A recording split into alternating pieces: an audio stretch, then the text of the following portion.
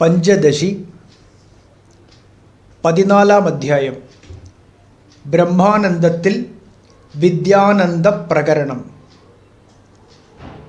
Audio book തുടരുന്നു. എല്ലാ ആനന്ദങ്ങളും ബ്രഹ്മാനന്ദത്തിൽ നിന്നും പകർന്നു കിട്ടുന്നവ തന്നെയാണെന്ന് നാം മുമ്പ് പ്രസ്താവിച്ചിട്ടുണ്ടല്ലോ. അതുകൊണ്ടാണ് ആനന്ദ പ്രതിപാദകങ്ങളായ അധ്യായങ്ങളിലെല്ലാം ബ്രഹ്മാനന്ദത്തിൽ എന്ന് ആദ്യം ചേർത്ത് കാണുന്നത്. യോഗാഭ്യാസം കൊണ്ട് ബുദ്ധിയെ ബ്രഹ്മോന്മുഖമാക്കി ആത്മസ്വരൂപമായ ബ്രഹ്മസത്തയെ സമാധി ദശയിൽ സാക്ഷാത്കരിച്ചനുഭവിക്കുന്നതാണ് യോഗാനന്ദം. ആത്മപ്രിയതമത്വം ധരിച്ച് വിചാരം ചെയ്ത് അന്തർമുഖമാകുന്ന ബുദ്ധി ആത്മാവിനെ സാക്ഷാത്കരിച്ച് അനുഭവിക്കുന്ന ആനന്ദത്തെയാണ് ആത്മാനന്ദമെന്ന് പേരിട്ടത്. നാമരൂപാത്മകമായ ദ്വൈതം മിഥ്യയാണെന്ന് നല്ലപോലെ ഉറച്ച് നാമരൂപങ്ങളെ തള്ളി ബ്രഹ്മസത്തയെ അറിഞ്ഞ് അനുഭവിക്കുന്നത് അദ്വൈതാനന്ദം. ഇവ മൂന്നും ബുദ്ധിയുടെ നേരിട്ടുള്ള ബ്രഹ്മ അനുഭൂതികളാണ്. അതുകൊണ്ടാണ് ഇവയെ ബിംബാനന്ദങ്ങളായി നാം കണക്കാക്കിയത്. സാധകൻ്റെ ബുദ്ധി വൈശദ്ധ്യത്തിനായി ഇവയെ വേർതിരിച്ചു കാണിച്ചുവെങ്കിലും അനുഭൂതി വേളയിൽ ഇവയ്ക്ക് കാര്യമായ ഭേദമൊന്നും ഉണ്ടെന്ന് പറയാനാവില്ല. അതുകൊണ്ടാണ് ഇവയെ ത്രിവിധാനന്ദ വിഭജനത്തിൽ ബ്രഹ്മാനന്ദത്തിൽ തന്നെ ഉൾപ്പെടുത്തിയത്. മേൽ പറഞ്ഞ 3 തരത്തിലും ബ്രഹ്മാനന്ദത്തെ അറിയുന്ന ഒരാൾ ബഹിർമുഖ വൃത്തിയായി ചലിച്ചുകൊണ്ടിരിക്കുമ്പോഴും ഇടതിങ്ങിയ ആനന്ദം അനുഭവിക്കുന്നു.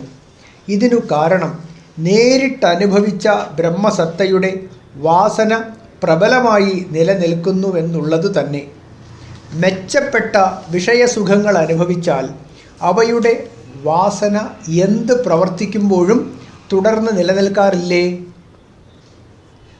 ആ സ്ഥിതിക്ക് അനന്തമായ ആത്മസുഖം നേരിട്ടനുഭവിച്ച ഒരാൾക്ക് നേരിട്ടുള്ള അനുഭൂതി വിട്ട് മറ്റു കാര്യങ്ങളിൽ ചലിച്ചാലും ആ വാസന പ്രബലമായി നിലനിൽക്കുമെന്ന് പറയേണ്ടതില്ലല്ലോ.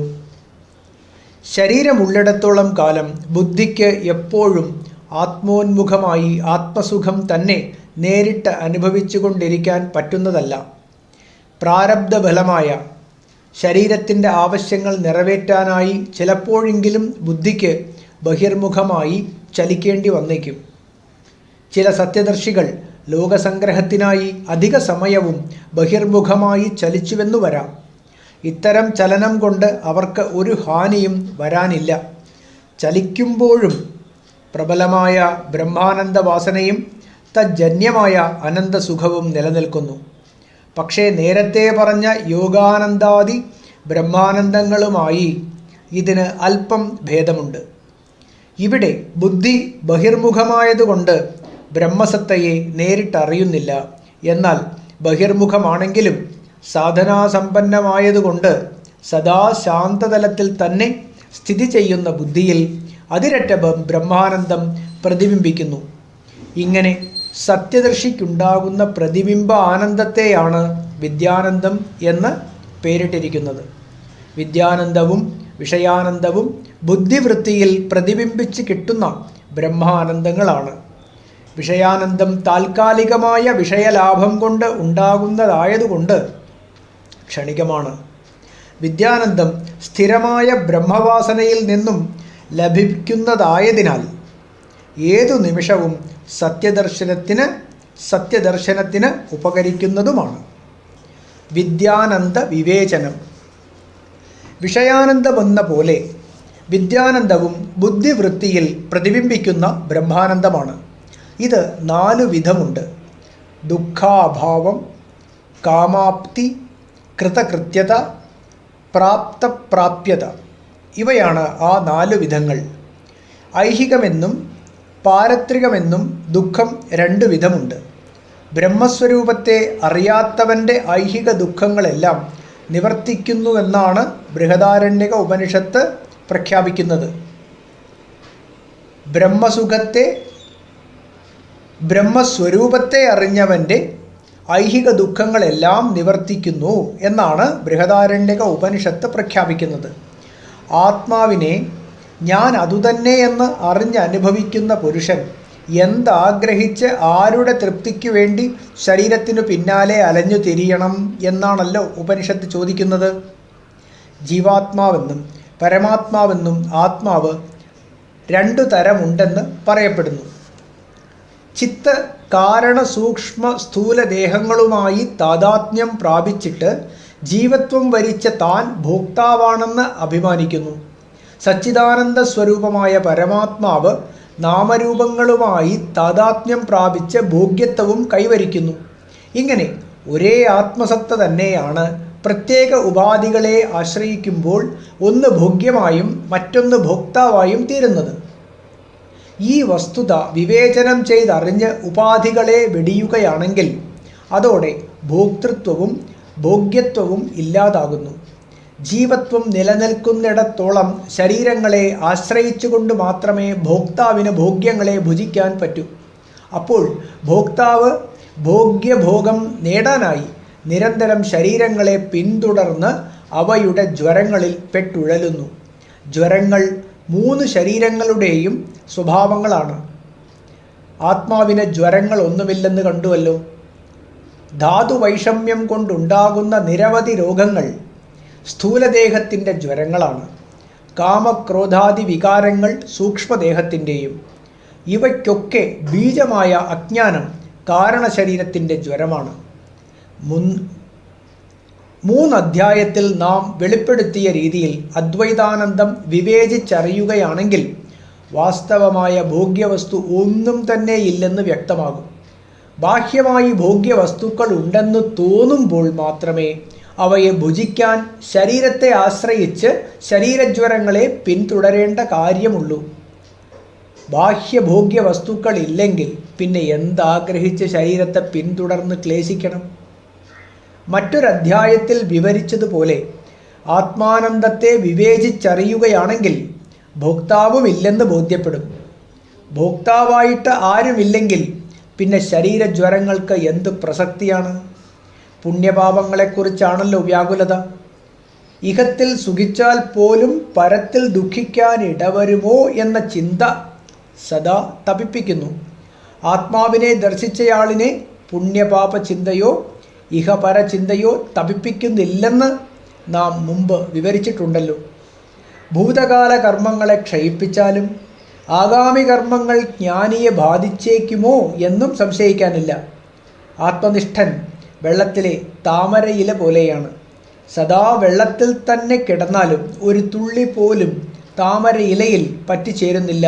അതുപോലെ ആത്മാവിനെ അറിഞ്ഞു കഴിഞ്ഞാൽ എപ്പോഴും കർമ്മങ്ങളിൽ ചലിച്ചാലും കർമ്മലേശം പോലും അദ്ദേഹത്തെ ബാധിക്കുന്നില്ല.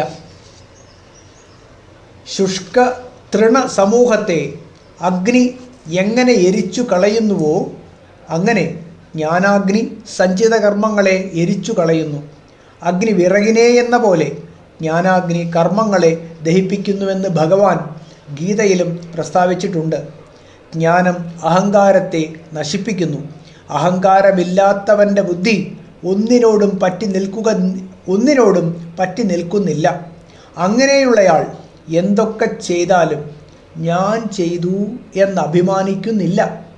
അയാൾ സകല ലോകത്തെയും ഹനിച്ചാലും താൻ ഹനിക്കുന്നതായോ ബദ്ധനാകുന്നതായോ കരുതുന്നില്ല. മാതൃപിതൃവധം, മോഷണം, ഗർഭച്ഛേദനം തുടങ്ങി ലൗകികന്മാർ അത്യന്തം പങ്കിലങ്ങളെന്ന് കരുതുന്ന കർമ്മങ്ങൾ പോലും ജീവൻ മുക്തൻ്റെ ആത്മജ്ഞാനത്തെ തടയാൻ കെൽപ്പുള്ളവയല്ലെന്ന് ഓർക്കേണ്ടതാണ്. ഈ പ്രസ്താവന കൊണ്ട് ആത്മജ്ഞാനി ഇത്തരം കർമ്മങ്ങളിൽ ഏർപ്പെട്ടേക്കുമെന്ന് ധരിക്കാൻ പാടില്ല. ജ്ഞാനത്തിൻ്റെ ഉജ്ജ്വലമായ അനുഭൂതി സ്വരൂപം വെളിപ്പെടുത്താൻ വേണ്ടി ഇങ്ങനെ പറഞ്ഞുവെന്നേ ഉള്ളൂ. ഭേദബുദ്ധികളെല്ലാം അകന്ന് സകല മമതാബന്ധങ്ങളും വിട്ടുപിരിഞ്ഞയാളാണ് ജ്ഞാനി. ഛാന്തോക്യോപനിഷത്തും ജ്ഞാനിയുടെ ഈ സർവതന്ത്ര സ്വതന്ത്രത പ്രഖ്യാപിക്കുന്നുണ്ട്. ചിലപ്പോൾ അദ്ദേഹം ഭക്ഷിച്ചുകൊണ്ടിരിക്കുകയാവാം, ചിലപ്പോൾ ഏതെങ്കിലും വിനോദങ്ങളിൽ ഏർപ്പെട്ടുവെന്നു വരാം. സ്ത്രീകളുമായി രമിച്ചുവെന്നോ വാഹനങ്ങളിൽ കയറി സഞ്ചരിച്ചുവെന്നോ വരാം. ജ്ഞാനികളുമായോ അജ്ഞാനികളുമായോ സ്നേഹിതന്മാരുമായോ സംഭാഷണം ചെയ്ത് രസിക്കുന്നുണ്ടാവാം. ചിലപ്പോൾ പക്ഷേ ഇവയൊന്നും ചെയ്യുമ്പോഴും ജന്മമരണഹേതുവായ ശരീരത്തെക്കുറിച്ച് അദ്ദേഹം സ്മരിക്കുന്നേയുണ്ടാവില്ല. ചുരുക്കത്തിൽ ഇത്തരം കർമ്മചലനങ്ങളൊന്നും ഒരു ജ്ഞാനി തനിക്ക് വേണമായിട്ട് ചെയ്യുന്നവയായിരിക്കുകയില്ല. അപ്പോഴപ്പോൾ വന്നു ചേരുന്ന കർമ്മം നിസ്സംഗനായി ചെയ്യുകയും ഓരോരുത്തരുടെ നിലവാരമനുസരിച്ച് സത്യാനുഭൂതി പകർന്നു കൊടുക്കുകയുമാണ് ജ്ഞാനിയുടെ ലക്ഷ്യം. ആത്മനിഷ്ഠന് വിശേഷിച്ചിവിടെ ഒന്നും ചെയ്യാനില്ല. ആരിൽ നിന്നും ഒന്നും കിട്ടാനും നഷ്ടപ്പെടാനുമില്ല. ഇതാണ് വാസ്തവം. ആത്മജ്ഞാനിക്ക് ദുഃഖാഭാവം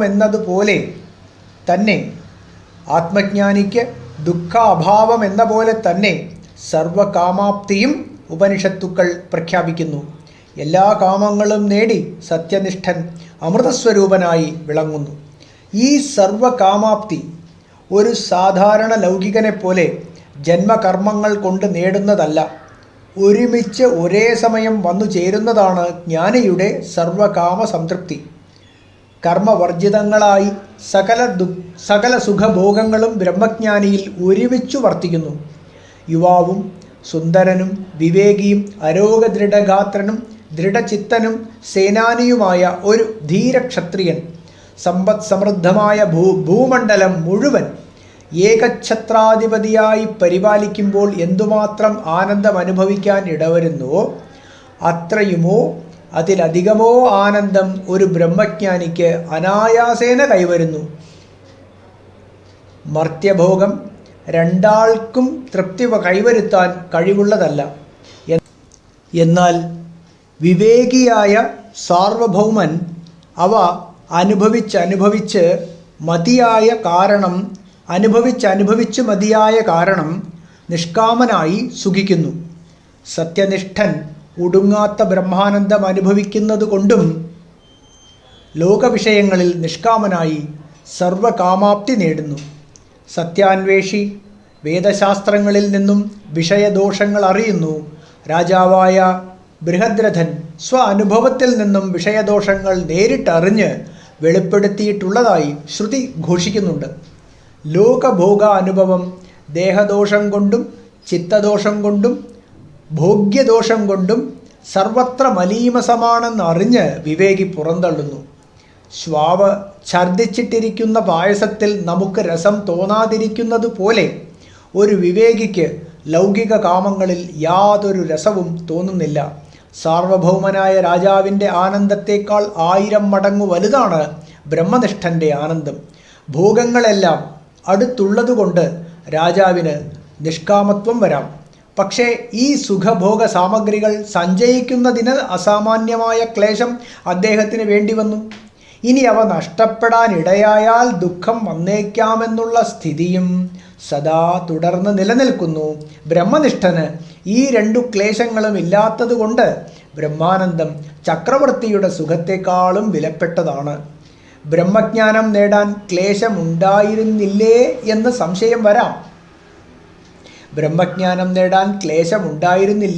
സംശയം വരാം. സാധന സാമഗ്രികൾ സഞ്ചയിച്ച് സൂക്ഷിക്കുന്നത് പോലെയുള്ള ക്ലേശമല്ല അത്. ബ്രഹ്മജിജ്ഞാസു സഞ്ചയിക്കലല്ല നടത്തുന്നത്. മിഥ്യാസങ്കല്പ രൂപങ്ങളായ ചപ്പും ചവറും വലിച്ചെറിയുകയാണ് ചെയ്യുന്നത്. ഈ പ്രക്രിയ അല്പമൊന്ന് വശമാക്കുന്നതോടുകൂടി തന്നെ നിരതിശയ സുഖവും ആവിർഭവിക്കുന്നു. അങ്ങനെ ആവിർഭവിക്കുന്ന സുഖം നിരന്തരം വളർന്ന് വികസിക്കുന്നതല്ലാതെ പിന്നീട് ഒരിക്കലും നഷ്ടപ്പെട്ടു പോകാമെന്ന് ഭയപ്പെടാനുമില്ല. രാജാവിൻ്റെ സാർവഭൗമാനന്ദത്തേക്കാൾ വിലപ്പെട്ട ഗന്ധർവാനന്ദം ലഭിക്കണമെന്ന് ആഗ്രഹവും കാണും. ബ്രഹ്മാനന്ദം അനുഭവിക്കുന്ന യോഗിക്ക് അങ്ങനെ അതിൽ കവിഞ്ഞ ഒരാനന്ദവും മോഹമില്ല. അതിൽ കവിഞ്ഞൊരാനന്ദം ഉണ്ടാകാനില്ലെന്നുള്ള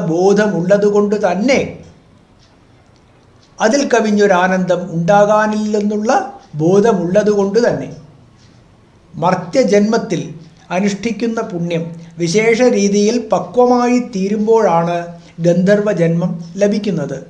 ഇങ്ങനെയുള്ളവനെ മർത്യഗന്ധർവൻ എന്ന് പറയുന്നു. ഒരു കൽപ്പത്തിൻ്റെ മധ്യത്തിൽ തന്നെ ഇങ്ങനെ മനുഷ്യത്വം മാറി ഗന്ധർവത്വം ലഭിച്ചാലാണ് മർത്യഗന്ധർവത്വമായി കണക്കാക്കപ്പെടുന്നത്. പൂർവകൽപ്പത്തിൽ അനുഷ്ഠിച്ച പുണ്യഫലമായി ഒരു കൽപ്പത്തിൻ്റെ ആദിയിൽ തന്നെ ഗന്ധർവന്മാരായി പിറക്കുന്നവരത്രേ ദേവഗന്ധർവന്മാർ. മർത്യജന്മത്തിൽ നിരവധി പുണ്യയജ്ഞങ്ങളും മറ്റും ചെയ്ത് വളരെക്കാലം പിതൃലോക സുഖം അനുഭവിച്ച് ഒരു കൽപ്പത്തിൻ്റെ ആദിയിൽ തന്നെ ദേവന്മാരായി ജനിക്കുന്നവരാണ് ആ ജന്മദേവന്മാരായി കണക്കാക്കപ്പെടുന്നവർ. കൽപ്പത്തിൻ്റെ ആദിയിലാണ് സൃഷ്ടിയുടെ തുടക്കം, കൽപ്പത്തിൻ്റെ അവസാനം പ്രളയവും. ഒരേ കൽപ്പത്തിൽ തന്നെ മാറ്റിമറിക്കലുകൾ പലതും വരാം. കൽപ്പാദിയിൽ കിട്ടുന്ന ദേവത്വമാണ് ആജന്മദേവത്വമായി പരിഗണിക്കപ്പെടാവുന്നതെന്നർത്ഥം. പിതൃക്കളും മറ്റും ചിലപ്പോൾ അല്പകാല ഭോഗത്തിനായും ദേവലോകത്തെത്തിച്ചേരാറുണ്ട്. അത് കഴിഞ്ഞാൽ അവർ വീണ്ടും മർത്യലോകത്തെത്തിച്ചേരുന്നു. ആജന്മദേവന്മാർക്ക് ഇത് വേണ്ടിവരുന്നില്ലെന്നുള്ളതാണ് വ്യത്യാസം. ദേവന്മാർക്ക് ഇടയ്ക്ക് പതനം വന്നാൽ പോലും ആ കാലഘട്ടം കഴിഞ്ഞ് അവർ ദേവലോകത്തേക്കു തന്നെ തിരിച്ചു പോകുന്നു. ഈ ലോകത്ത് അശ്വമേധാദി യാഗങ്ങളും മറ്റും ചെയ്ത് കൽപ്പമധ്യത്തിൽ ദേവത്വം വരിക്കുന്നവരാണ് കർമ്മദേവന്മാർ. അവർ ആജന്മദേവന്മാരാൽ ബഹുമാനിതരായി സ്വർഗസുഖങ്ങൾ പുണ്യാനുസരണമായി അനുഭവിക്കാനിടവരുന്നു. ഈ കൽപ്പത്തിലെ ദേവന്മാരായിട്ടാണ് നാം യമൻ, അഗ്നി, വരുണൻ, ഇന്ദ്രൻ, ബൃഹസ്പതി, പ്രജാപതി, വിരാട് പുരുഷൻ, ഹിരണ്യഗർഭൻ എന്നിവരെ അറിയുന്നത്. സാർവഭൗമനായ ചക്രവർത്തി മുതൽ ഹിരണ്യഗർഭൻ വരെയുള്ളവരുടെ ആനന്ദ അനുഭവം ഉത്തരോത്തരം വർദ്ധമാനമായിരിക്കും എന്നാണ് ഉപനിഷത്ത് പ്രഖ്യാപനം. തൈത്തരീയോപനിഷത്താണ് വിശദമായി ഈ ആനന്ദ താരതമ്യം വിവരിക്കുന്നത്. മനുഷ്യാനന്ദത്തിൻ്റെ പരമകാഷ്ഠയാണ് സാർവഭൗമ ആനന്ദം. അങ്ങനെയുള്ള 100 മനുഷ്യാനന്ദങ്ങൾക്ക് തുല്യമാണ് ഒരു മനുഷ്യഗന്ധർവാനന്ദം. 100 മനുഷ്യഗന്ധർവാനന്ദങ്ങൾക്ക് തുല്യമാണ് ഒരു ദേവഗന്ധർവാനന്ദം. 100 ദേവഗന്ധർവാനന്ദങ്ങൾക്ക് തുല്യമാണ് ചിരകാലം പിതൃലോകത്ത് കഴിയുന്ന പിതൃക്കളുടെ ആനന്ദം. പിതൃക്കളുടെ ആനന്ദം 100 ഇരട്ടിയായാൽ ഒരാജന്മദേവൻ്റെ ആനന്ദമാകും. ചിരകാലം പിതൃലോകവാസം കഴിഞ്ഞ് കൽപ്പാദിയിൽ ദേവനായി ജനിച്ചവനാണ് ആജന്മദേവൻ. 100 ആജന്മദേവന്മാരുടെ ആനന്ദം ഒരു കർമ്മദേവൻ്റെ ആനന്ദമാണ്. അശ്വമേധാദി യാഗങ്ങൾ കൊണ്ട് മർത്യജന്മത്തിൽ നിന്നും നേരിട്ട് ദേവത്വം കൈവരിക്കുന്നവരാണ് കർമ്മദേവന്മാർ. കർമ്മദേവന്മാരുടെ ആനന്ദത്തിൻ്റെ 100 ഇരട്ടിയാണ് ഒരു സാക്ഷാത് ദേവൻ്റെ ആനന്ദം. 100 ദേവാനന്ദമാണ് ഒരു ഇന്ദ്രാനന്ദം. 100 ഇന്ദ്രാനന്ദങ്ങൾക്ക് തുല്യമാണ് ബൃഹസ്പതിയുടെ ആനന്ദം. ബൃഹസ്പതിയുടെ ആനന്ദം 100 ഇരട്ടിച്ചാൽ പ്രജാപതിയുടെ ആനന്ദം. പ്രജാപതിയുടെ 100 ഇരട്ടി ആനന്ദമാണ് ബ്രഹ്മാത്മാവിൻ്റേത്. ഇതിനൊക്കെ ഉപരിയാണ് നിഷ്കാമിയായ ബ്രഹ്മനിഷ്ഠൻ്റെ ആനന്ദം. സ ഏകോ മാനുഷ ആനന്ദഃ തേ യേ ശതം മാനുഷാ ആനന്ദാഃ. അവസാനം സ ഏകോ ബ്രഹ്മണ ആനന്ദഃ ശ്രോത്രിയസ്യ ച കാമഃ തസ്യ.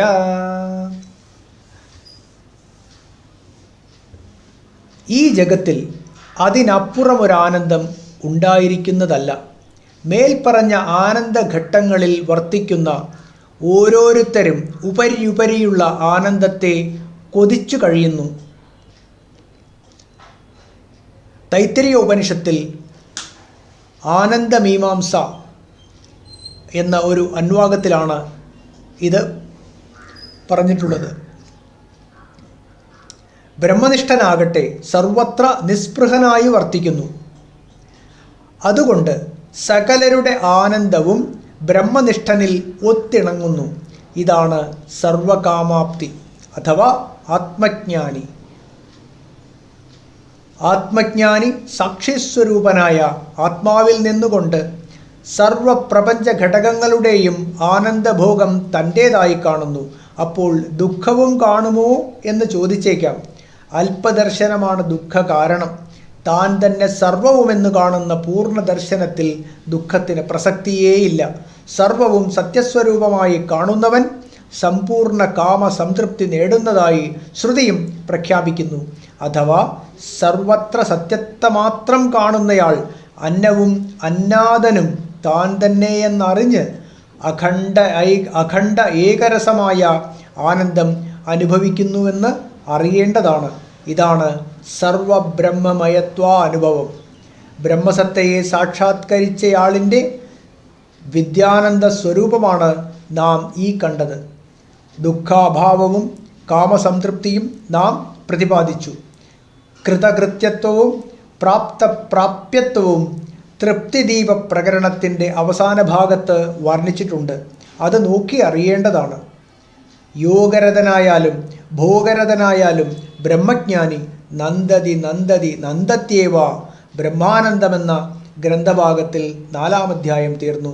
ബ്രഹ്മാനന്ദം ലഭിക്കുന്നതുവരെ അഭ്യാസം തുടരണം. ഓം ശാന്തി ശാന്തി ശാന്തി.